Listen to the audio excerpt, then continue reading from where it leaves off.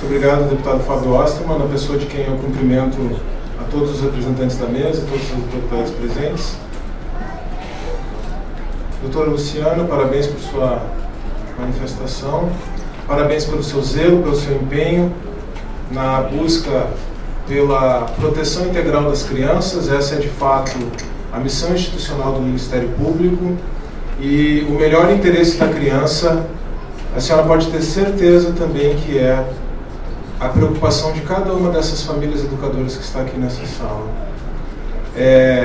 Eu devo falar aqui sobre a constitucionalidade de projetos de leis estaduais sobre educação domiciliar. Mas eu já não consigo mais falar sobre essas tecnicalidades. Eu vou falar sobre isso. Mas eu vou começar a minha palestra falando sobre um filósofo existencialista chamado Martin Buber, do existencialismo relacional ou existencialismo dialógico. O Martin Buber ele estabelece a diferença entre as relações eu-isso e eu-tu. A relação eu-isso, os pedagogos da plateia e do auditório sabem do que eu estou falando muito bem. A relação eu-isso é quando algo é tratado como um objeto frio de conhecimento. É uma relação não mediada. A relação eu-tu se dá quando temos um ser humano do outro lado e interagimos com ele. Eu lhe convido, doutora Luciana, a interagir com a educação domiciliar não como eu-isso, mas como eu-tu.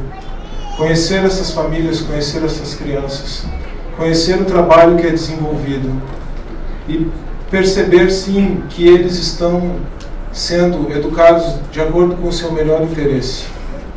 Há um problema sério que é entender que apenas porque uma criança está sendo educada em casa, isso se trata de evasão escolar, isso se trata de uma ofensa à Constituição. Essa é uma hermenêutica muito rasa e essa é uma hermenêutica que não pode ser feita a partir da decisão do Supremo. Evasão escolar vai ser sempre evasão escolar, criança abandonada vai ser sempre criança abandonada, criança abusada vai ser sempre criança abusada, e a senhora tem o nosso aplauso e a nossa admiração quando age nessa situação, para coibir essa situação. Mas quando uma família, apenas porque está educando a sua criança em casa, seus filhos em casa, são objetos de processo e são objetos de uma multa diária para matrícula de R$200 mil, como aconteceu no Rio Grande do Sul, é muito difícil não dizer para as famílias que isso não é perseguição, por conta de uma tentativa de eufemização. Se a matéria é encaminhada para a Polícia Civil, para a apuração do crime de abandono intelectual do artigo 246 do Código Penal, eu acho que o nível de semântica e retórica não chegou ainda aí, mas nós estamos falando de persecução criminal, ainda nos manuais de direito penal. Então trata-se sim de perseguição. Dito isso, eu quero apenas esclarecer que nós estamos lutando exclusivamente pelo reconhecimento da liberdade. A educação domiciliar é um fato consolidado, como o Rick já falou, e essas famílias irão continuar educando os seus filhos em casa. Eu, como procurador do Estado do Paraná, continuarei educando os meus filhos em casa, ainda que eu seja demitido do meu cargo, por entendimento de que eu estou violando a Constituição Federal, ao passo que eu entendo que não estou. Eu vou falar um pouco de Constituição agora, eu vou falar um pouco da decisão do Supremo. A decisão do Supremo foi horrível, muito ruim, como todas as decisões do Supremo sobre qualquer matéria constitucional. Quem faz hermenêutica constitucional sabe do que eu estou falando. A minha dissertação de mestrado precisou fazer hermenêutica de diversas decisões precedentes do Supremo e isso é muito complicado. O Supremo não tratou, por exemplo, de tratados internacionais de direitos humanos. Ele foi absolutamente omisso. E os tratados internacionais de direitos humanos, como o próprio Supremo entende, têm caráter supralegal. Logo, eles estão acima da LDB e do ECA e eles estabelecem a prioridade da família na escolha do gênero de educação que será ministrado aos seus filhos. Estou falando aqui do Pacto de São José da Costa Rica, estou falando do Pacto de Direitos Civis e Políticos, estou falando da Declaração Universal dos Direitos Humanos, embora não tenha natureza de tratado, e estou falando inclusive da Convenção dos Direitos da Criança. As famílias agem na proteção integral dos seus filhos, é isso que eles fazem. A decisão do Supremo não disse qual seria a condição das famílias que estão praticando a educação domiciliar no Brasil hoje, apesar das insistências do ministro Alexandre de Moraes e do ministro Dias Toffoli nesse sentido. Não foi passada uma orientação expressa para as famílias. O Supremo Tribunal Federal apenas disse que o homeschooling não é inconstitucional, mas precisa de lei que o regulamente. Isso não muda a realidade. As famílias estão praticando educação domiciliar e continuarão praticando educação domiciliar. Eu acho que a realidade se impõe ao direito, e são 18 anos de serviço público para já ter essa percepção.